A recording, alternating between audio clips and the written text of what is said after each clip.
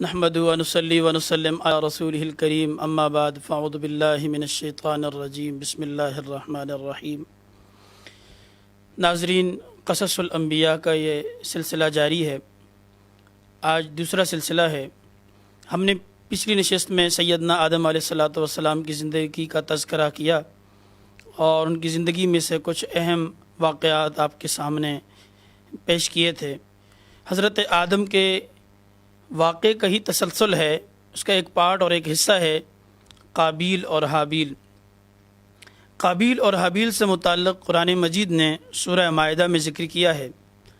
سورہ مائدہ کے اندر وَاتْلُ عَلَيْهِمْ نَبَأَ ابْنَيْ آدَمَ بِالْحَقِّ، قرآن نے صرف اتنا کہہ کر ابنی آدم کے دو بیٹوں کا تذکرہ کیا ہے، نام ذکر نہیں کیے۔ تورات کے اندر ان دونوں کے نام ذکر ہوئے ہیں۔ حضرت امام ابن کثیر رحمۃ اللہ تعالی علیہ نے حضرت ابن مسعود کی ایک روایت سے اس ذکر کیا ہے کہ آدم کے دو بیٹے قابیل اور حابیل، یہ نسل انسانی جب سے شروع ہوئی تو آدم کا سب سے بڑا بیٹا قابیل اور اس کے بعد حابیل پیدا ہوا۔ سلسلہ یوں تھا کہ ابتدائے آفرینش شروع میں نسل انسانی کو بڑھانے کے لیے حضرت آدم کے ہاں ایک جوڑا صبح میں پیدا ہوتا اور ایک جوڑا شام میں۔ صبح میں پیدا ہونے والے جوڑے کا عقد نکاح شام میں پیدا ہونے والے جوڑے سے کر دیا جاتا۔ انہی معاملات کو سامنے رکھ کر طے یہ پایا کہ قابیل کا عقد نکاح حابیل کی بہن سے اور حابیل کا عقد نکاح قابیل کی بہن سے کیا جائے گا۔ قابیل عمر میں بڑا تھا، پہلے پیدا ہوا تھا، اور دوسری بات یہ تھی کہ قابیل کے ساتھ پیدا ہونے والی جڑواں بہن زیادہ خوبصورت اور حسین تھی۔ یہ بات اسے گوارا نہ تھی کہ اس کے ساتھ پیدا ہونے والی بہن کا عقد نکاح اس کے چھوٹے بھائی سے کر دیا جائے، جبکہ حابیل کی بہن اتنی خوبصورت اور اتنی حسین نہیں ہے جس کا نکاح قابیل سے طے پایا تھا۔ آپس میں جھگڑنے لگے، لڑنے لگے۔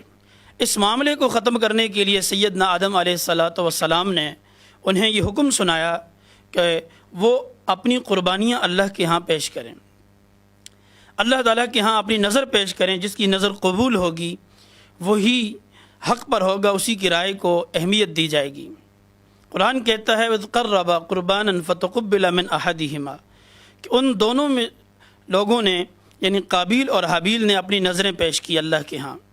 قابیل نے اپنی کھیتی میں سے، چونکہ وہ کھیتی باڑی کرنے والا تھا، انتہائی ردی اور انتہائی گھٹیا قسم کا غلہ اس میں سے کچھ اٹھایا اور وہ جا کر اللہ کے ہاں قربان کیا، جبکہ حابیل نے اپنے ریوڑ میں سے، اس کے پاس بکریاں، دمبے، مویشی، مال مویشی رکھنے والا تھا، اس نے اپنے ریوڑ میں سے ایک خوبصورت اور ایک اچھا دمبا نکالا اور اسے اللہ کے ہاں قربان کیا۔ دستور کے مطابق دونوں نے اپنی اپنی قربانیوں کو پہاڑ پر رکھ دیا۔ دستور یہ تھا کہ جس کی قربانی کو آسمانی آگ جلا دے وہ قربانی قبول سمجھی جاتی تھی، اور جو رہ جائے اسے مردود کہا جاتا تھا۔ حابیل کی قربانی قبول ہوگی اور قابیل کی قربانی مردود ہوگی۔ اب یہ سارا معاملہ دیکھ کر قابیل اور غصے میں آ گیا کہ یہ کیسے ہو سکتا ہے کہ میری قربانی بھی رد ہوگی، اور سیدنا آدم علیہ الصلاۃ والسلام بھی جس دستور کا ذکر کر رہے ہیں وہ یہ ہے کہ میری بہن کا عقد نکاح حابیل سے ہو جائے، تو ہر معاملے میں میرے ساتھ زیادتی ہو رہی ہے۔ اذ قربا قربانا، جب ان دونوں نے قربانیاں پیش کی، فتقبل من احدہما، ان میں سے ایک کی قربانی قبول ہوگی اور دوسرے کی قربانی اللہ تعالیٰ نے رد کر دی۔ اس کے بعد قابیل نے اپنے بھائی کو دھمکی امیز لہجے میں کہا، دھمکی دیتے ہوئے کہ میں تمہیں قتل کر دوں گا اور تمہیں ختم کر دوں گا۔ حابیل نے اسے سمجھایا اور سمجھاتے ہوئے کہا کہ دیکھیں یہ جو قربانیوں کا معاملہ ہے، انما یتقبل اللہ من المتقین، اللہ تعالیٰ ہمیشہ نیکوکار، پرہیزگار، متقی لوگوں کی قربانیاں قبول کرتا ہے۔ نیت کا اعتبار ہوتا ہے، جس کی نیک نیت ہوتی ہے اس کی نیت پر اس کی قربانی قبول ہوتی ہے، اور جس کی نیت درست نہیں ہوتی اس کی قربانیاں بھی اللہ کے ہاں قبول نہیں ہوتی۔ لہٰذا آپ بجائے اس کے کہ اللہ کے ہاں ندامت اور شرمندگی کے اظہار کریں، آپ لڑنے اور جھگڑنے پر آ چکے ہیں۔ آپ اگر مجھے مارنے کے لیے ہاتھ اٹھائیں گے، مجھے قتل کریں گے، تب بھی میں جواباً جو ہے وہ نہیں کروں گا جو آپ کرنا چاہ رہے ہیں۔ حابیل نے دو طرح سے اسے قرآن کہتا ہے سمجھا دیا۔ ایک یہ کہ میں اقدام قتل کے طور پر پہلے ہاتھ نہیں اٹھاؤں گا، اور اگر تم نے ایسا کیا تو میں اللہ کے حوالے کر دوں گا۔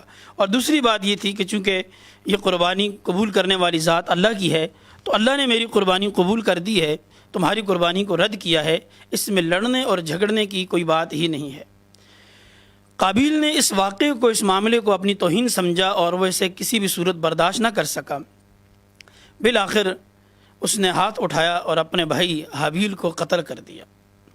قرآن کہتا ہے کہ اس کے نفس نے فطوعت له نفسه قتل اخیہ فقتلہ فاصبح من الخاسرین، کہ اس کے نفس نے اسے اس بات پر ابھارا کہ وہ اپنے بھائی کا خون کرے، اور تاریخ انسانی میں پہلی بار قابیل نے یہ جرم کیا اور اس جرم کا ارتکاب کیا کہ اس نے اپنے بھائی کو قتل کر دیا۔ ناظرین، نسل انسانی میں اس سے پہلے کبھی نسل انسانی موت سے دوچار نہیں ہوئی تھی، اس لیے کوئی صریح حکم بھی نہیں آیا تھا کہ دفنانے کفنانے کا کیا طریقہ ہے۔ قتل کرنے کے بعد قابیل بڑا پریشان ہوا، پشیمان ہوا، سوچنے لگا کہ میں یہ کیا کر بیٹھا ہوں، تو بہت ہی پریشان تھا کہ میں بھائی کی ناش کو کیسے ٹھکانے لگاؤں۔ بعض روایات میں آتا ہے کہ وہ کئی دن تک لے کر گھومتا رہا کہ اس ناش کو کیسے ٹھکانے لگائے۔ تو اسی پریشانی کے حل کے لیے اللہ تعالیٰ نے غراب کوے کو بھیجا، فبعث اللہ غرابا یبحث فی الارض لیریہ کیف یواری سوءۃ اخیہ۔ کوے نے آ کر اس معاملے کو سلجھانے کی کوشش کی، اس نے زمین کو کریدا، ایک گھڑا بنایا اور اس میں ایک کوے کو دفن کر دیا۔ بعض تاریخی روایات سے پتہ چلتا ہے کہ 2 کووں میں لڑائی ہوئی اور ایک کوے کو گرا دیا گیا، مارا گیا، دوسرے نے اس کو زمین کورید کر ایک گھڑے میں دفنا دیا۔ جب قابیل نے اس معاملے کو دیکھا، کوے کو دیکھا اور کوے کے اس طریقہ کار کو دیکھا، تو اپنی اس ناکارہ زندگی پر انتہائی زیادہ پشیمان ہوا، کہنے لگا کہ یا ویلتا اعجزت ان اکون مثل ھذا الغراب، ہائے کاش میں اتنا بد نصیب اور اتنا بدبخت ہوں، میری زندگی پر افسوس کہ میں اس کوے سے بھی گیا گزرا ہوں، اتنا بھی نہ کر سکا جتنا اس کوے نے کیا، کہ اس کوے نے بھی مجھ سے اچھا عمل کیا، اپنے ناش کو ٹھکانے تو لگا دیا، میں تو قتل کرنے کے بعد اپنے بھائی کی لاش کو چھپا بھی نہ سکا، ٹھکانے بھی نہ لگا سکا۔ تو محترم ناظرین، کہ قابیل قتل کرنے کے بعد انتہائی ندامت اور شرمندگی کے ساتھ اپنے بھائی کی ناش کو ٹھکانے لگا رہا تھا۔ اللہ کے نبی صلی اللہ علیہ وسلم نے فرمایا کہ قتل نسل انسانی میں پہلا قتل قابیل کا ہے، اور جو کوئی بھی ظلماً ناحق قتل ہوگا اس کے بعد اس کا حصہ ضرور، اس کا جو ہے عذاب، اس کی سزا جو ہے وہ قابیل کو ملے گی۔ اور اس کے بعد سے اب تک قرآن کریم فرماتا ہے کہ من قتل نفسا بغیر نفس او فساد فی الارض فکأنما قتل الناس جميعا، جس کسی نے ناحق کسی کو قتل کیا گویا اس نے پوری انسانیت کو قتل کیا۔ ومن احیاها فکأنما احیا الناس جميعا، اور جس نے کسی ایک کی جان بچائی گویا اس نے پوری انسانیت کی جان بچائی۔ نبی مہربان صلی اللہ علیہ وسلم کے اس حکم کے مطابق، اس فرمان کے مطابق قابیل آج تک دنیا جہان میں ہونے والے ناحق قتلوں میں برابر کا شریک ہے۔ اس واقعے میں بے پناہ عبرتیں، نصیحتیں ہیں ہمارے لیے جو اللہ رب العالمین نے چھوڑی ہیں۔ بہت ساری نصیحتیں ہیں۔ پہلی چیز تو یہ ہے کہ حسد اتنی بڑی بیماری ہے کہ حسد کی بنا پر قابیل نے حابیل کو قتل کر دیا۔ حسد اندھا کر دیتی ہے انسان کو، اور بھائی بھائی کا دشمن بن جاتا ہے، بھائی بھائی کی جان لے جاتا ہے۔ حسد کی بنا پر قابیل اس دنیا میں تنہا رہ گیا، اپنے بھائی سے محروم ہو گیا۔ دوسری چیز، اس واقعے سے ہمیں یہ بات پتہ چلتی ہے کہ جو کوئی انسان جو طریقہ رائج کرے گا، جو چھوڑ کے جائے گا، وہ اس میں برابر کا حصے دار ہوگا۔ جس نے برائی کے راستے کو اپنے پیچھے چھوڑا تو وہ برائی میں ہمیشہ، جو لوگ برائی کا ارتکاب کرتے رہیں گے وہ اس میں حصے دار ہوگا، اور جو کوئی نیک عمل چھوڑ کر جائے گا وہ اس کے لیے صدقہ جاریہ کے طور پر باقی رہے گا۔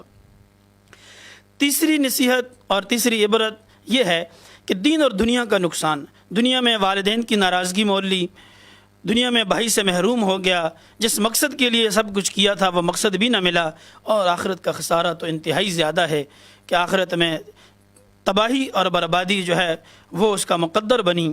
اور چوتھی چیز یہ ہے جو اہم ہے اور آخری ہے، وہ یہ ہے کہ آپ دیکھیں کہ ایسے انسان کو، حاسد کو اللہ تعالیٰ اتنا اندھا کر دیتا ہے کہ ایک حاسد شخص کا رہنما اللہ نے کووں میں سے، حیوانوں میں سے انتہائی زیادہ چاپلوس مکار عیار پرندے کو بنایا، حیوان کو بنایا، کوے کو. کوہ ایک حاسد کی رہنمائی کر رہا ہے اور وہ اسے سکھا رہا ہے کہ اس نے کیسے کرنا ہے. اللہ رب العالمین ہمیں ان تمام قسم کی برائیوں سے، یہ جو روحانی بیماریاں ہیں، ان سے محفوظ فرمائے اور اس طرح کے واقعات اور قصوں سے عبرت نصیحت حاصل کرنے کی توفیق عطا فرمائے. وآخر دعوانا ان الحمدللہ رب العالمین.